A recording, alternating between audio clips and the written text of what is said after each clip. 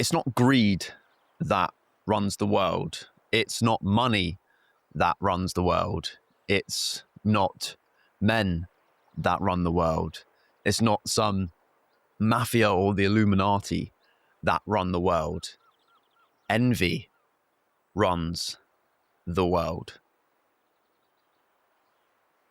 Why is that the case? So, before we start, I'm having an Italian roast coffee today from Sainsbury's. Not as good as the Lavazza one that I had last week, but still does the job. I'm now 21, so that's why this mug has 21 on it. So I'm getting older. But you may think that greed runs the world or money runs the world, but it is envy. And envy is one of the most basic human emotions that we have, and it's inbuilt in our brains. But what envy does is it basically threatens our social standing, our social status. So if we see someone doing better than us, we get that hit and that stab in our stomach that's almost uncontrollable. And it causes resent in us towards that person. And it's because they're doing better than us in some fundamental way, including our status. They might be higher status than us now, or they might have more money than us, or they might be more successful than us. And that causes us to be envious. And it can be dangerous, especially if you're an envious person, because if you envy people, you don't necessarily get better because of that. You actually just seem insecure. And a lot of people don't take action on it as well. So they are envious, but they stay the same. They don't try and improve themselves. It's a bit different if you are jealous of someone or envious of someone and then you change your behavior or try to be more like them if they have some qualities that are desirable for you. So let's say they have started a business and it's doing really well and you want to start a business, but you haven't yet because you haven't taken action. You're being a deferrer, like we spoke about in the previous episode. And you now have the motivation to start a business because they did it and they're succeeding. And that reminded you that you can start one, and you were meant to be the guy who was going to start a business. And that gives you the motivation, the fuel to start your own one. Now, the problem would be is if you started a business because someone else did and because you envy them, because you're not playing your own game, you're playing their game, and you don't want to win at a game that you haven't decided to play. You want to win at your own game, and that means doing something that you genuinely enjoy and you get satisfaction from. You don't want to be a lawyer just because you think lawyers make money and they're high status. You want to be a lawyer because you genuinely enjoy that profession. So envy can be a good way to give you the right fuel, but it only is a good thing if you actually pursue something that you want to pursue and you see someone who's done something that you want to do and you want to emulate them. But that isn't really envy, is it? That's more admiration. Oh, there's a bug in my coffee. Wait, let me get that out. There's a little bug in my coffee. That's the problem of having a coffee outdoors. So you'll probably notice once you start doing the thing that you want to do, whether it's trying to become an athlete, trying to start your own business, trying to start your own podcast, you'll notice that at the start, nobody cares and you're telling everyone about it and you haven't made any progress yet. You've just started. So everyone's like, oh, good for you. You're pursuing your dreams. Oh, that's really cool. But maybe a few months pass, a year passes, 2 years pass, and you have made a lot more progress. You've got some more followers, or you've got bigger, or you've competed in some races as an athlete and you've won some, you've got some regional medals. You'll often notice that the people that you met at the start of your journey that you're not very close friends with, or you might be very close friends with, they start changing their behavior once you get a little bit of success. They seem a bit resentful of you. They give you a few backhanded compliments like, oh, you're so great. You've got it all figured out, don't you? It must be easy for you, must be nice. The classic statement that I'm sure a lot of you have experienced if you've been doing something different and you're getting success from it. And you might be a bit hurt by that because we have this inbuilt desire to be liked by others and to fit in with the tribe and be high social status. And when people give you those backhanded compliments or insult you for trying to be different or doing something different, it may seem like your social status is actually being lowered. But you should definitely take it as a compliment, because what they're saying is you've grown. You've done something that I can't do or that I want to do and I haven't done it yet. And that's making me insecure. Therefore, you've actually increased your status and that's made them status insecure, and they're taking that insecurity out on you. Therefore, it's to do with them and has nothing to do with you. It's just a reflection of their limiting beliefs and their insecurities. But it's something I've been noticing for the last couple of weeks. I've made some progress on the podcast. It's growing. I've been getting really cool guests on the show. I've been doing well, particularly on YouTube. I've managed to get monetized over the last couple of weeks. And I've been doing these episodes where I tell a bit more about myself. And I've noticed a few more backhanded compliments like, you've got it all figured out, don't you? Must be nice. And then what happens if the podcast doesn't work? Do you have a plan B? Just stuff like that. And, even someone who repeats to themselves all the time, it's just take it as a compliment. It's nothing to do with you. We still have that negativity bias built into our brains. And it's just very interesting to see as soon as you get a little bit of progress, not even success, a little bit of progress, as soon as you're slightly set apart from what you were before, people begin to envy it. And the problem is they may envy it, but they do not envy the work it took to get there. So you might see this person have a really successful business, might be doing really well. And from 6 months ago, they started with nothing. And now it's been 6 months and they've upgraded their lifestyle slightly. They've got a bit more money. They're making profit. They've employed a few people. You don't see the hard work. What you see is the material and objective difference between their lives from 6 months ago and now. And that makes you envious because it seems like they got it easily and it came easy to them, or they cheated. But what you don't see is the thousands of hours behind closed doors, waking up early or staying up late, working on that business, being so uncertain whether it's going to work, being stressed, being burnt out, and sacrificing weekends or sacrificing socializing to get to where they got to. Because a lot of people don't show that. They don't show that vulnerability, that dark side of trying to become successful. They're actually shooting themselves in the foot because it makes it seem like the success has come easy to them, and therefore people envy them more. Must be easy for you, must be nice. So it's partly the person's fault, but it's also inbuilt in human nature. But what you definitely shouldn't do is bend the knee and try and fit back into the normal tribe and become more humble or lower your self-esteem and lower your belief in yourself just because a few people have given you a few backhanded compliments. That's actually the opposite of what you should do. A lot of the time, these people that are envious secretly admire you and they want to be more like you, but they don't want to show that because that's a weakness. And if you then start acting more normal and stop posting the podcast or stop doing the races or stop sharing your achievements, you're actually doing the opposite of what they admire you for, and therefore they'll forget about you completely and they'll stop talking about you or stop wanting to hang out with you, even though when you're hanging out with them they might be giving you backhanded compliments or they might be envious of you.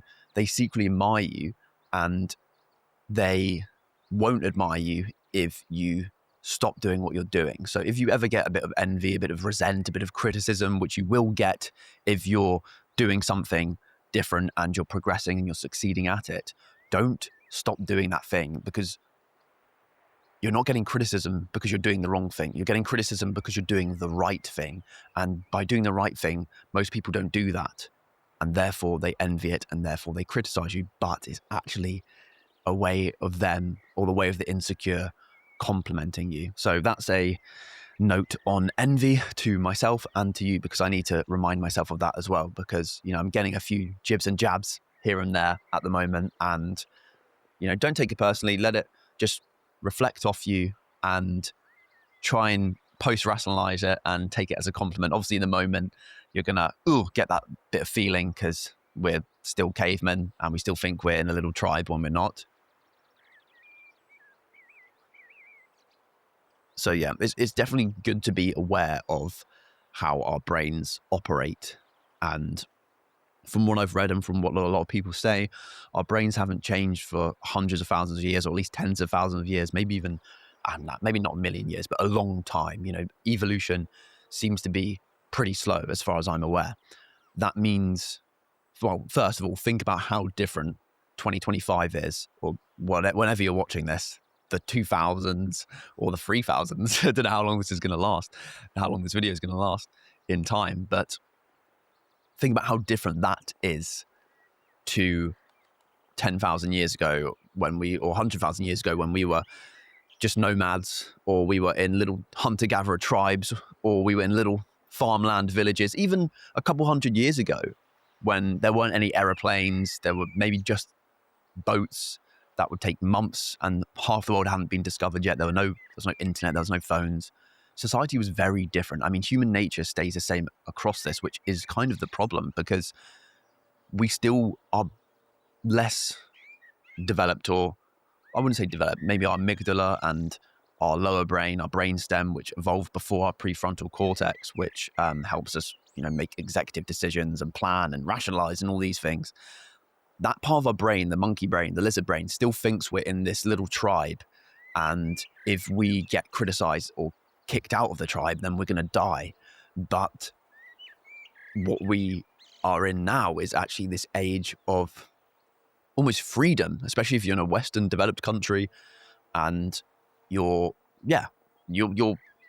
way more free than anyone has ever been before. We have better living conditions than ever before. It's better to be a lower middle class person in 2025 than a nobleman in King Louis XIV's France, because there's vaccinations, there's antibiotics, there's clean water, there's warm water, there's cheap food, there's cheap transport that actually has nutrition. We don't have to go down mining or be a slave or be a peasant. You know, the peasants of 2025 have fantastic living conditions if you're in a Western country, compared to if you were a peasant in the 5th century, for example. You know, there's way less disease, there's no smallpox, there's no Black Death, and you have a lot of freedom if you have a bit of money to go to university or to explore the world, go traveling. This is unheard of until the last 50 years or century for 99% of people, even in more developed countries like Spain, England, the USA. It's incredible. It's absolutely incredible. And yet our brains still think we're in a little tribe of 100 or 50 people, and we are stuck in that tribe and we can't move, and our livelihoods depend on the rest of the tribe liking us or not, which sucks, because we have all this freedom now. We can choose where we want to live. We can try and make enough money, which has never been easier, and find a new group of friends, or find a new country, or find a new place to live. But the back of our minds is always that nagging caveman who's telling us, no, don't try and be different. You'll die if you try and be different. But you have to consciously, with your prefrontal cortex or cerebral cortex, the outer part of the brain, you have to remind yourself, you're not a caveman. You're not in 100,000 BC. You're not living in a cave. You're not living in a small tribe. You're not a hunter-gatherer. You are able to do whatever you want to do. And the other people will criticize you because they still think they're in the hunter-gatherer times, and they still think that the tallest poppy is the first one to get cut down, tall poppy syndrome, crabs in a bucket mentality. And you just have to ignore it, and you have to ignore your zero-sum, scarcity, limiting belief, caveman in your brain as well, because it's so easy for me to say, oh, everyone else is, tall poppy syndrome, they're going to try and drag you down because they're insecure and they don't like seeing you doing better than them. But you have that in your brain as well. Your brain also tries to sabotage you and bring you back down and give you these limiting beliefs. Oh, I can't do this. I can't make money. I can't start a podcast. I can't become a pro athlete. But you can. And it's never been easier to do so if you just stick with it and don't stop and stay consistent. It's that simple. So just don't stop, and don't stop trying to go against the grain, really. It's never been easier. Oh, coffee's getting a bit cold. Hopefully there's not another bug in there and I swallow it by accident.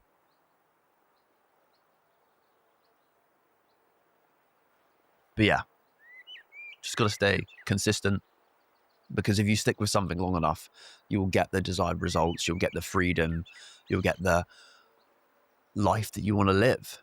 And the best part about making enough money is you're in complete control of your time if you're doing something you enjoy, obviously. It's different if you're a surgeon or a lawyer or you're not your own boss, because you might be making like $1 million a year, but you're still working 80 hours a week. So you're not really free, are you? The whole point of making money, in my opinion, is to buy freedom and control of your time to do the things that you want to do and the things that you care about. There's a lot of birds around right now. Blue tits behind me. I was just walking this morning. There's a little park opposite my house, and it's really nice. There's a lot of different trees from a lot of different countries, and the leaves are starting to turn. There's leaves from the floor. Birds are still singing, but they're getting quieter.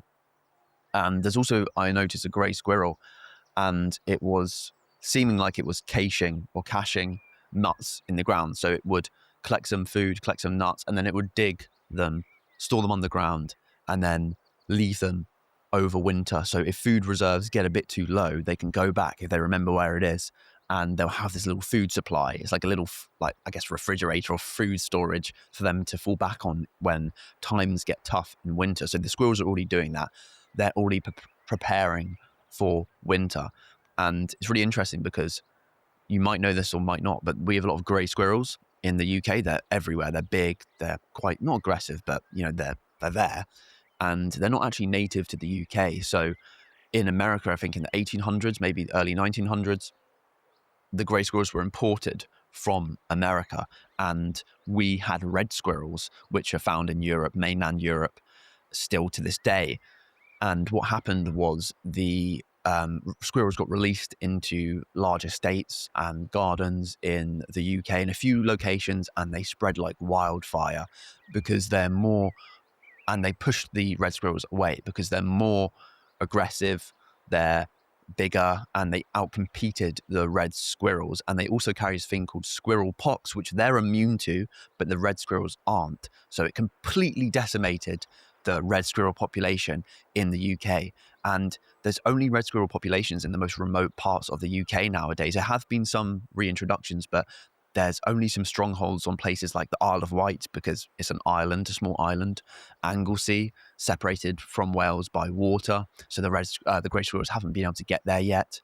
And also parts of Scotland and northern England, where it's just very densely and remote. So they've still been able to thrive in them forests.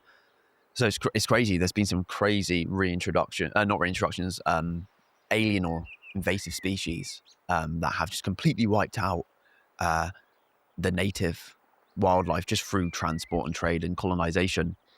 Same thing for house sparrows in the US and Australia. They're native to Europe, they're native to England, and they were released.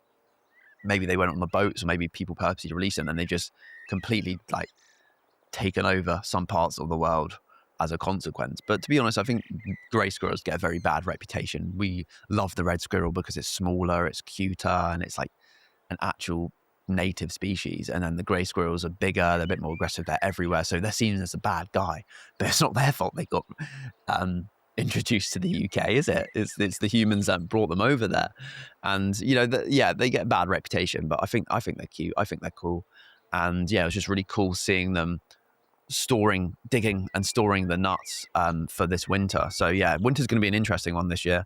The sea temperature has dropped in Cornwall by about 4 degrees already, and I went in there yesterday from the sauna, and it was so much colder than 2 weeks ago. And it's interesting, it must be an ocean current changing the course of the water temperature, because normally in September and October it's actually much warmer. It's the warmest time of year for the sea, because the sea's like big and I guess dense. It takes a longer time for it to warm up, but also a longer time for it to cool down. So normally in September and October it's warmest because it's had all of summer to slowly heat up, and it hasn't decreased in temperature yet, even when the air temperature has. But man, it was so cold compared to a few weeks ago. So winter is coming, my friends, so be prepared and get the most of the sunshine and the light before it goes away if you're living in a northern hemisphere country and you're listening or watching this. But I could smell the difference of the water. Like, the water actually smelled cold. That's the best way I can describe it. It was very, very cold, but very refreshing. And that's the good thing about living near the sea and living near a sauna that's next to the sea. You can have that warm and cold exposure, which is really good for our bodies. It gives you energy, it gives you a lot of dopamine, but it also helps your immune system, helps with circulation and recovery, loads of different things. I wonder why that is the case. I know that when you exercise, for example, although you're like hurting your body, you're like tearing muscle fibers, for example, you get such a rush of endorphins, endogenous, like basically opium in your brain from doing a hard thing, which is very interesting, because one part of our brain wants us to be lazy and slough around and not do anything, and another part of our brain wants to do hard things. And when you dive into the more hard things side of your behavior in your brain, in the moment, in the short term, at first it may be tough and it may be painful, but you get such a good long-term benefit. So gym's the best example. Going to the gym, you're literally putting yourself under stress, you're lifting heavy stuff away from your body, you're tearing your muscles, and it's hard, especially at the beginning. And you then feel amazing afterwards, because you get the endorphins, the natural painkiller, the natural opium almost response. And that lasts basically for hours afterwards. You're way more energized, you're way better, you feel way better about yourself. And then you begin to enjoy it almost in a masochistic way, but in just a progress way, because you get results from it and you get health benefits from it. And I just find that really interesting. A lot of the time it's short-term pain for long-term gain. And then a lot of the vices and the degenerate things are short-term gain for long-term pain. The best example of that, again, is alcohol and drugs. So for alcohol, you get the short-term gain of disinhibition. You feel a lot of the time, you get more serotonin or dopamine. You feel more relaxed. You feel more sociable. In the moment, it's great a lot of the time. But then that's the short-term gain of alcohol. And then the long-term is pain. You get liver problems, your skin gets worse, you have a high chance of cancer, you feel hungover the next day, your sleep's messed up, everything's terrible, especially if you do it for a long period of time. Compare that to going in the sauna or going in the gym or working on something that you love. That's hard. In the short term, it's stressful, it's difficult, you may enjoy it, but it's still mentally taxing or physically taxing. But in the long term, you're making progress. You're getting better, you're getting stronger, you're getting healthier, and you get a kick of endorphins after you do it. So a lot of success and enjoyment, long-term enjoyment in life, is from doing things that hurt or are stressful or painful in the moment, but give you a long-term benefit and are good for you in the long term. So that's one of the benefits of doing stuff like going to the gym, for example. And not enough people do that. I think it's only like 3% of the population that go to the gym. I thought it was more, but obviously that's just like availability bias. Damn, there's like a little spider in this coffee now. Am I just like drinking bugs for breakfast? without realizing. It's crazy. But yeah, it's cloudy right now and it hasn't rained. It's not going to rain today, but in the back of my mind, I keep thinking it might rain just because you never know in Cornwall. But it's interesting. I'm trying to be really less like 10-hour work days at the moment. I'm rereading The 4-Hour Work Week, which I recommend everyone reading. It's by Tim Ferriss. I mentioned it in previous stuff. And I'm just trying to spend 2 to 3 hours, maybe even 4, but normally 2 to 3 hours on the most important tasks of the day, and then leave the rest of my day to read, to go to the gym, to go to the sauna, to socialize, etc., etc. And it's good, and you realize how like wired and just kind of burnt your brain can be if you do too much work during the day. If you're just sat in front of your laptop and it's not actually that enjoyable. You may think it's enjoyable, but then once you work for 2 or 3 hours a day and then you spend the rest of your day doing what I just said before, doing other healthy, productive habits, you realize, oh, wow, maybe I was doing too much. But then it's also that tension between, am I doing enough? Am I going to stall my progress? Because I'm still doing all of this solo. I'm still editing, scheduling, repurposing, recording, all of that stuff by myself. And I cannot wait to, employ people and get an editor and get a scheduler. I need to do that as soon as possible, really. But I'm going to try and do it for at least 4 weeks.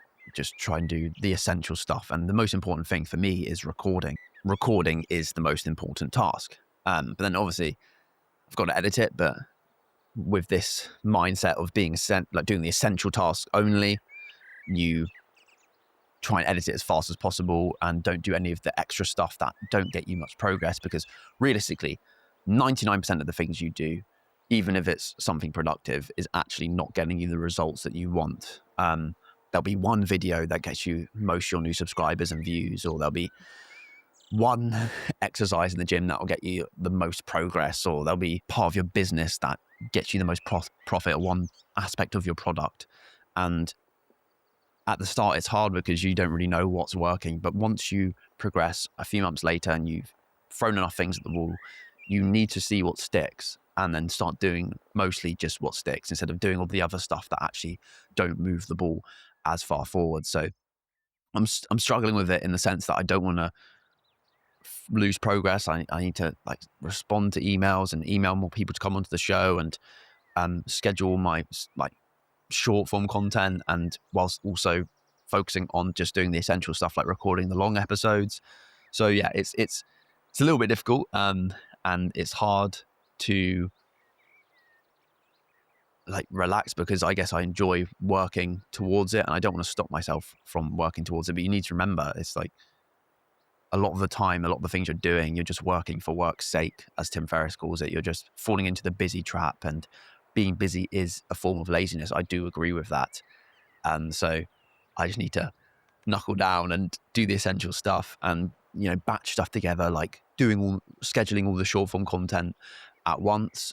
So that's something that you can learn from this, is instead of doing one little thing every day, like checking your emails every single day, or repurposing your clips every day, maybe wait a week and then respond to all your emails at once. Wait a week and schedule and create all your short form content all at once in 1, 2, 3 hour block. That's actually better, because then you have the rest of your time away from that task and you still get it done, and it's more efficient, it's more effective.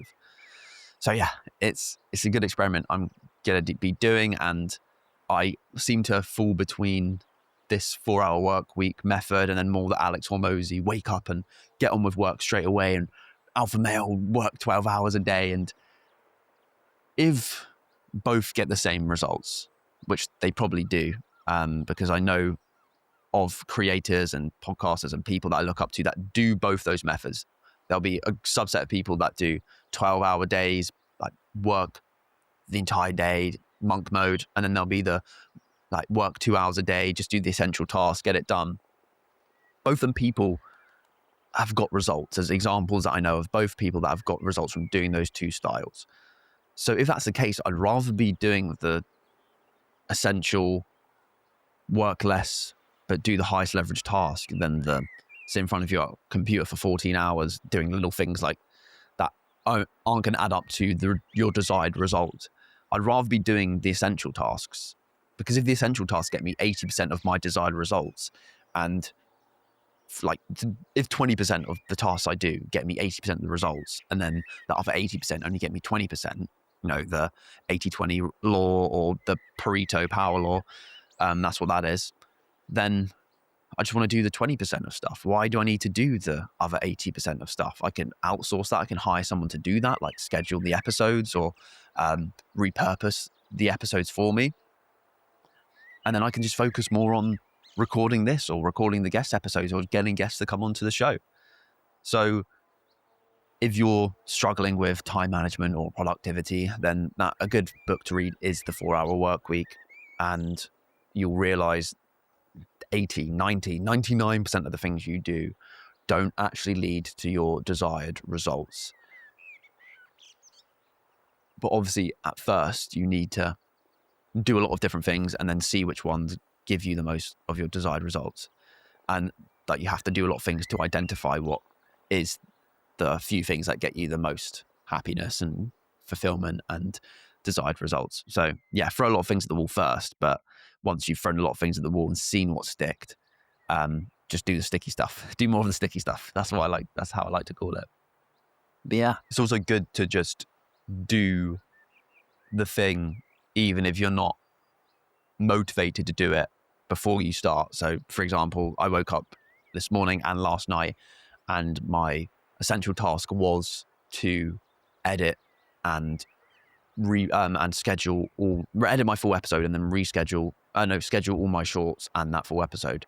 But then I remembered it was Friday, and I promised to myself Friday mornings I'm going to be doing Waking Up with WH or WH, the solo episodes.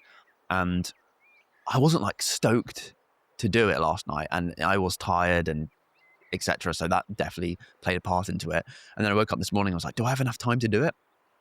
But after a walk and a coffee and a little bit of a reading, I just didn't even think, just turned my brain off, came out here, set up the camera, sat down, and as soon as I started, I was fine. I enjoyed it. I had things to talk about. So that can be applied to anything.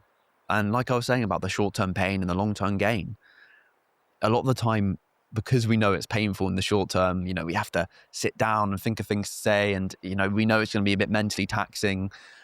It maybe sometimes for a lot of people it creates that wall that they need to climb over. That they feel like they need the motivation. They need something. It's hard.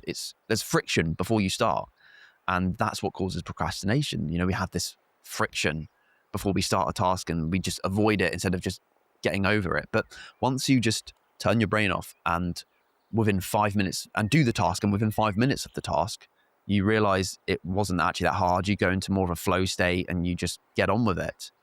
So it's just a good reminder. It's the same as, like I said many times, the gym again. Gym analogies are always great, aren't they? I got legs today, right? And I could easily be like, oh, legs, man, it's going to be painful. It's going to hurt so much.